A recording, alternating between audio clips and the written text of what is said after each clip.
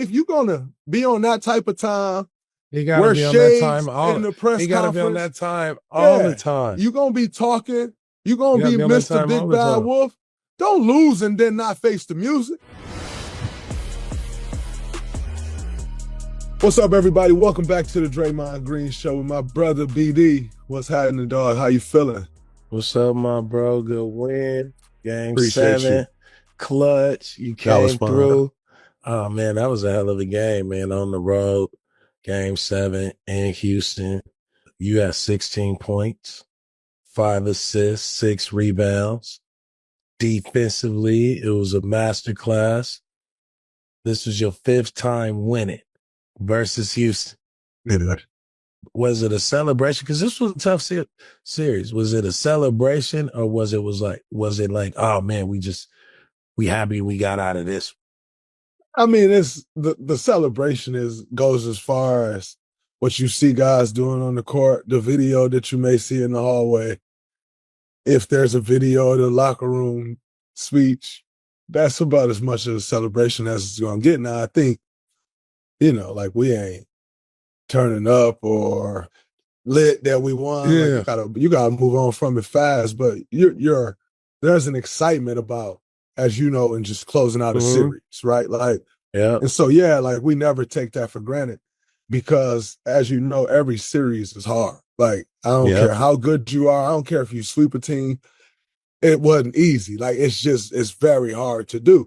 And so you share different moments with different people, right? Like the moment that me and Steph share there and Steve is different moment. You know what I'm saying? Like, because we've gone in this place 5 times.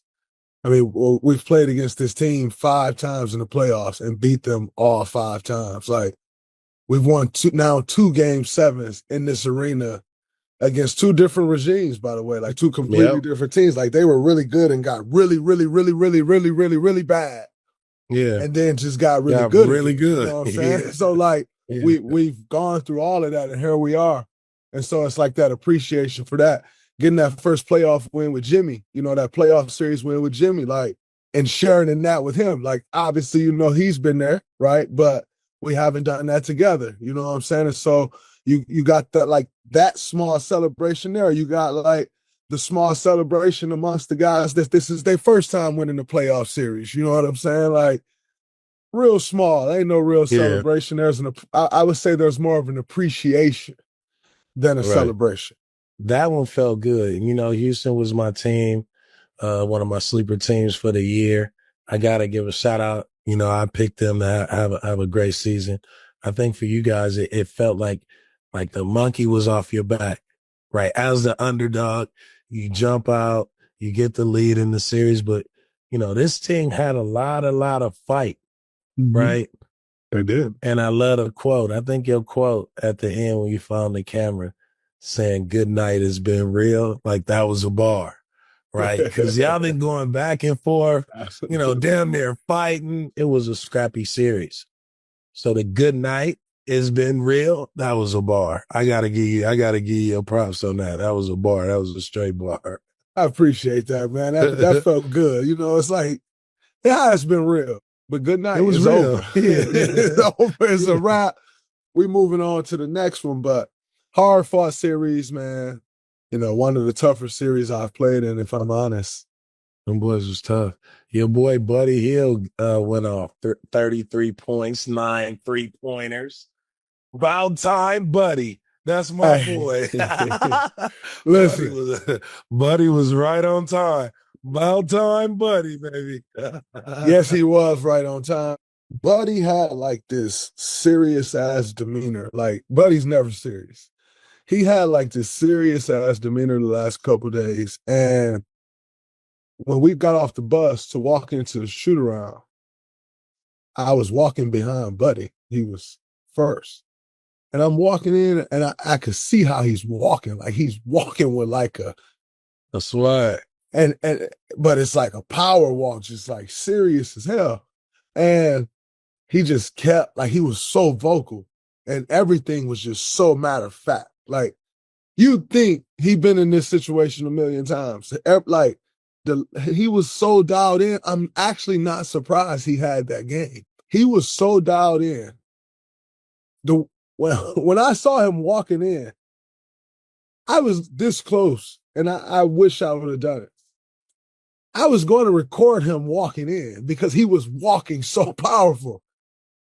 I'm not surprised at all that he had that game, but it was great to see him have that game. I know the amount of work he put in. Yep. And I know the amount of slander that he's caught all year at different times. And so to see him have that game on the biggest stage in Game 7, like, you see how tight guys can get. Look at Dillon Brooks. You know what I'm saying? Like, you see Houston was tight. Like, out there playing on the floor against them, like, you could feel it. Fred VanVleet wasn't tight. You know what I'm saying? He'd like, been there before. But they were tight. And we could feel that. We could sense it. The arena was tight. Like, you could sense it. They knew what was coming. They like, not these dudes again. And everybody in the gym knew what was happening. It was the worst kept secret.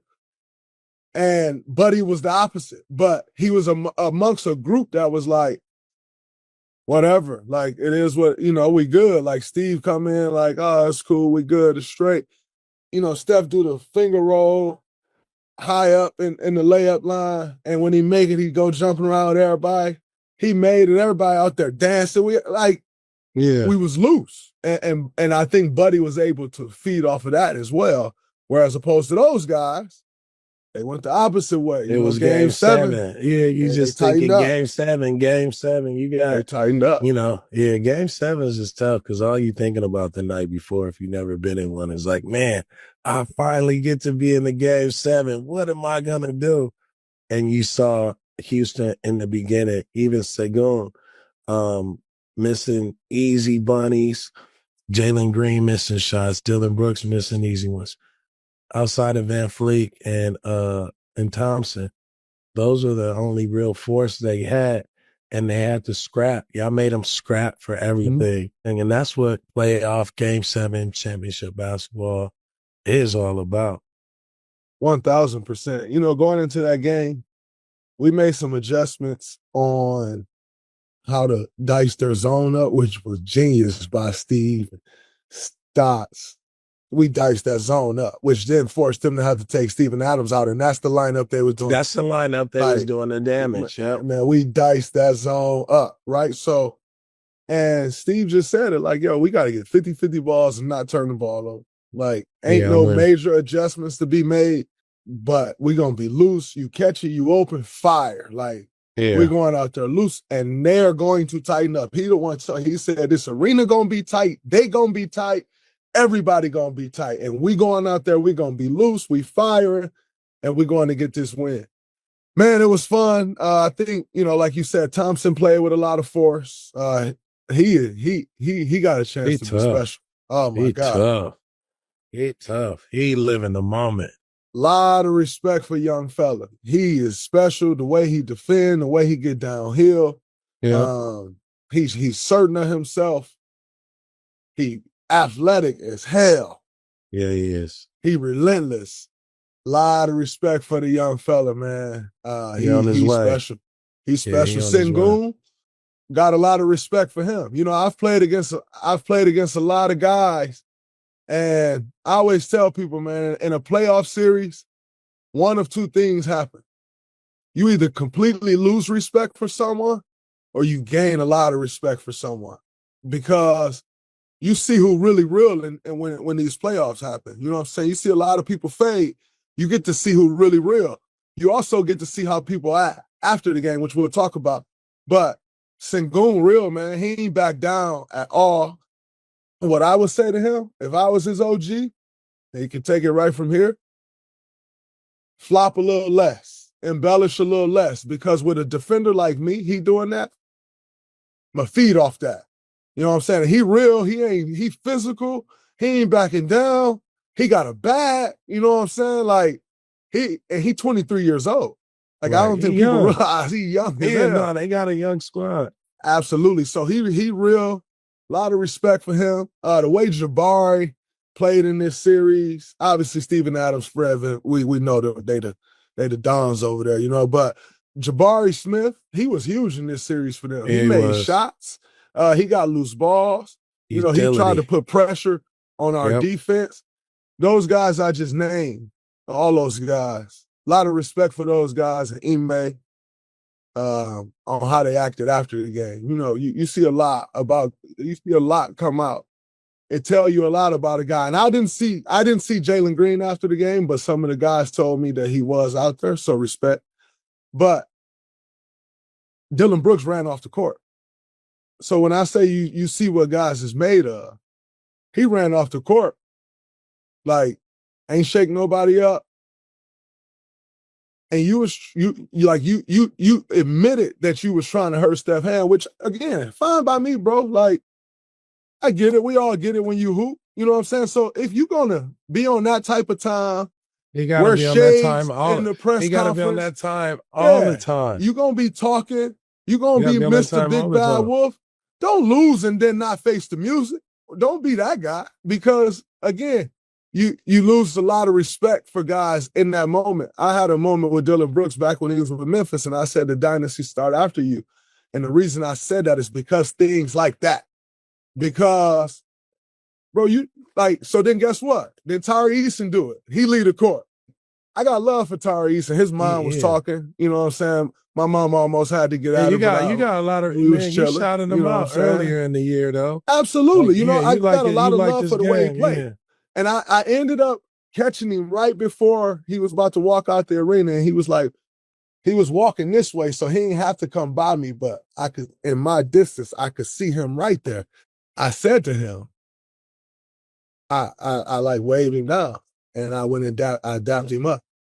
And that was kind of a little save, but don't be that guy, man. Like, you don't, you gotta teach him. You gotta teach him. You lose a series. You gotta teach him right. Yeah. But that's who Dillon Brooks is. You know what I'm saying? Yeah. And we understand, like, you a sucker, man. You like, but Tari Eason, he not, you know what I'm saying? And like I said, his mom was talking, it's all love. I don't get off into that. I got a lot of love for young fella because the way he go about his business, the way he play the game, I got a lot of love for him. Don't be like that, because you lose respect. When guys lose respect for you in this league, like, it don't matter, and it's going to catch you in the end. You know what I'm saying? Like, Dillon Brooks couldn't come through in this series in large part because nobody on the court respects you. So anything you do, the way it's going to be looked at, the way it's going to be received, it ain't beneficial to your team when you're trying to win championships.